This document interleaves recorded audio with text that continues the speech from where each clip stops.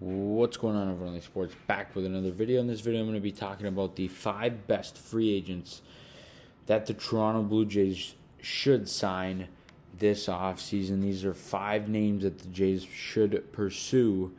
And let's see ultimately what ends up happening. And I'm not predicting the Jays are going to sign any of these guys. I do think that there's a strong chance, and I certainly think that it's possible that these guys could be Blue Jays. In the next couple of days, of course, on Thursday, free agency opens up and teams can start signing players from the open market. But here we go with the first player. That is going to be Michael Brantley.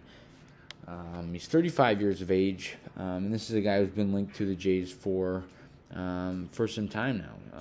He's obviously there were rumors that he did sign with the Jays, and then that was wrong. Something fell through.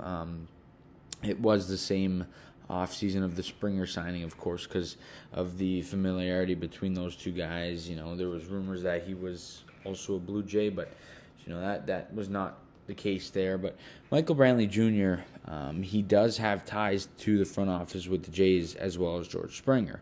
Of course, as Mark Shapiro and Ross Atkins, have ties with the Cleveland Indians, and now that is the Cleveland Guardians. Of course, and during the time that Mark Shapiro was with the Cleveland Indians, Michael Brantley had a big role there with the Indians. He was there from 2009 to 2018, so he spent a pretty good amount of time there in his career. He spent 10 seasons there. He's a 5-time All-Star, Silver Slugger winner. Of course, he has played a lot of games under his belt, that's for sure. And he's got a lot of playoff experience. And through his 14-year career, he's played in 1,430 games. He's got over 6,000 plate appearances, and a career average of 298. He really never had a bad season. You take a look at his worst year. That was way back in 2010 when he had a batting average of 246. That was his worst year. He was always around that 300 range, and of course with the average being 298. But Brantley's just a really good player, and he could provide a lot to this Jays team. He could definitely play in the outfield, of course, as he is an outfielder. But, something that's really interesting for me is that he brings that left-handed bat that the Jays need.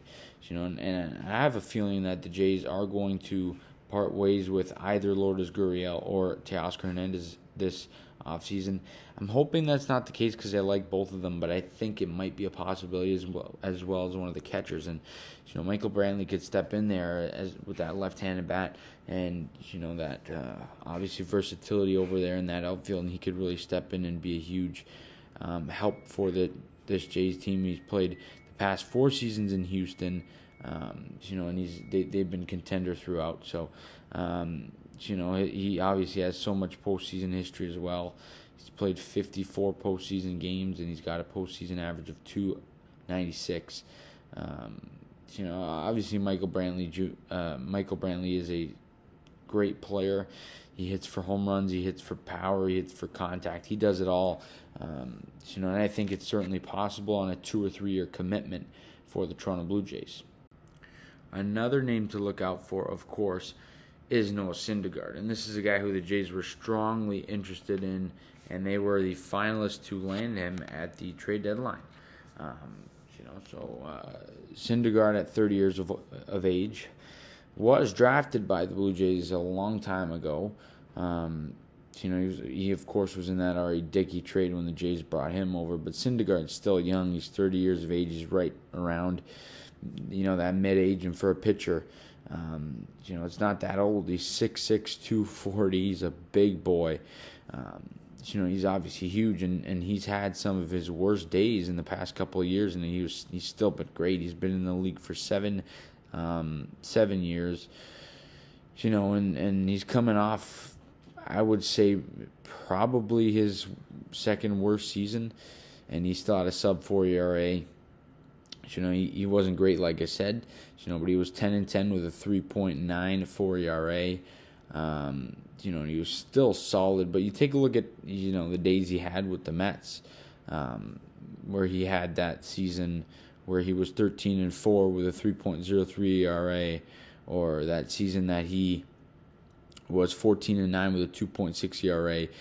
Obviously he's had injury concerns through his history, but he at the end of the day, it's Noah Syndergaard, right? He's a solid guy, still at 30 years of age. I think this could make a lot of sense for the Jays. They're going to have interest in him, especially knowing that they wanted to trade for him at the deadline. Now that he is on the open market, and you don't have to give up anything in terms of prospects or players.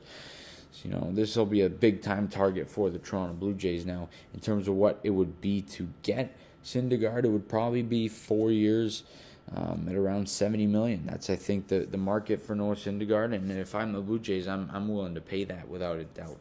Syndergaard's a big-time guy, and we'll ultimately see what ends up happening with him. But I really do like Syndergaard, and I think he's a strong possibility for the Blue Jays. The next name is certainly an intriguing one, and arguably the most intriguing one of the bunch. That is Jacob deGrom. 6'4", 180, big righty. Probably, if he's not the best pitcher in baseball, he's certainly a top 3 guy. His worst season in the big leagues, he had a 3.5 ERA a year back in 2017. He still put up a 15-10 record. He's been in the league for 9 years. DeGrom's DeGrom. Him and Syndergaard have that connection. Obviously, they played together before.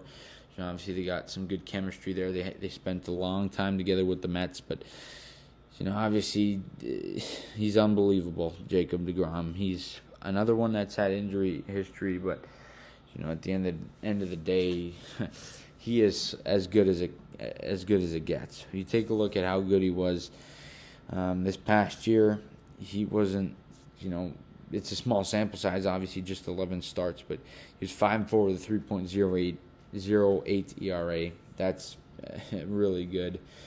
He's a 2-time Cy Young Award winner. He's won an ERA title. He's a 4-time All-Star. He won the Rookie of the Year. And deGrom's going to want to go to contenders. So he could re-sign with the Mets, but he at the same time could sign with the Jays. I think it's really possible. He's going to sign a 2 or 3 year deal, 2 years, $70 million, or 3 years, $90 million, something like that. He's going to get big money. We'll see who ultimately pays it. But at 34 years of age, you sign him until he's 36, 37. I think that makes a lot of sense. He's a guy who's going to come in here and be the ace. He's a career 2.5 ERA guy. He's pitched almost 1,400 innings in his career, and he's got a record of 82-57 and 209 career starts. He's obviously solid. He's as good as it gets.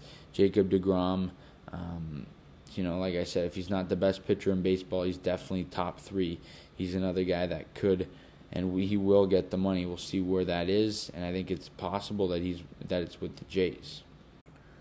Rafael Montero is another name that comes to mind, of course, as a relief pitcher. He's 32 years of age. He just turned 32 a couple weeks ago, and he's coming off of probably the best year in his career. He was tremendous this past season. And the Jays, we all know they need bullpen help, and the names I'm saying here aren't necessarily all the names. These are just my favorite 5 guys, probably. But Montero's a good relief pitcher. He'd come in here and he'd be probably a setup guy for the Jays. Deep back end bullpen guy, really important. He's been around for a while. He's spent 8 years in the league. And this was by far his best season. So he's going to get paid. I'd expect probably 3 years, $40 million, or something like that. 4 years, $60 million, something like that. For Rafael Montero, he's 32 years of age, of course, just turned 32, so not too old. And like I said, for pitchers, a little bit later in age is okay, but he's coming off his best year by far, like I said. In 71 games, 68 and a third innings pitched. He had a 5-2 record with the Houston Astros. Of course, won the World Series. He had a 2.37 ERA. That's just solid. He only gave up 3 home runs all season long. And then of course in the postseason he was good as well. Overall in all the series combined, he was 1-0 in 10 games. He had an ERA of 1.93 in 9 1/3 innings pitched. He gave up 2 runs in 9 1/3 innings. He's just a really good pitcher. He gets a lot of strikeouts. This past season he had 73 strikeouts in 68 innings, so that's very good. His walks is a bit of a concern, not huge. He had 23 walks though in the 68 innings, so that number could get down, but still definitely solid. And like I said, Montero isn't too old. A 3 or 4 year deal for him would make sense. On a, of course, cost-effective deal coming off this World Series.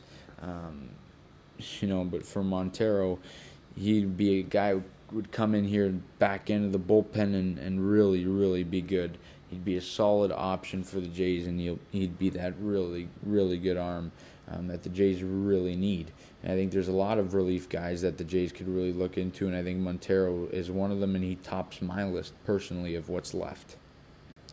And finally, guys, the final name is Jose Quintana. He's 33 years of age. He'll be 34 by the start of next season. Of course, Quintana's been around for a long time. He spent 11 years in the MLB, 315 games played, 289 starts. He's pitched almost 1,800 innings. He's got a win record of 89 and 87 with a 3.75 career ERA. He's coming off a really good season. Of course, with Pittsburgh and the Cardinals, and with the Cardinals in the 12 starts he had in the 62 innings, he had a 2.01 ERA. Of course, that was the better part of the year, but overall this year, a 2.93 ERA.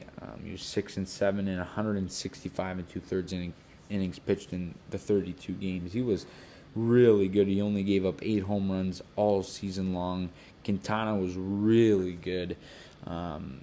Of course, and he's been around for a while. Like I said, of course, his best days were probably with the White Sox, and he had the 3.2 ERA year.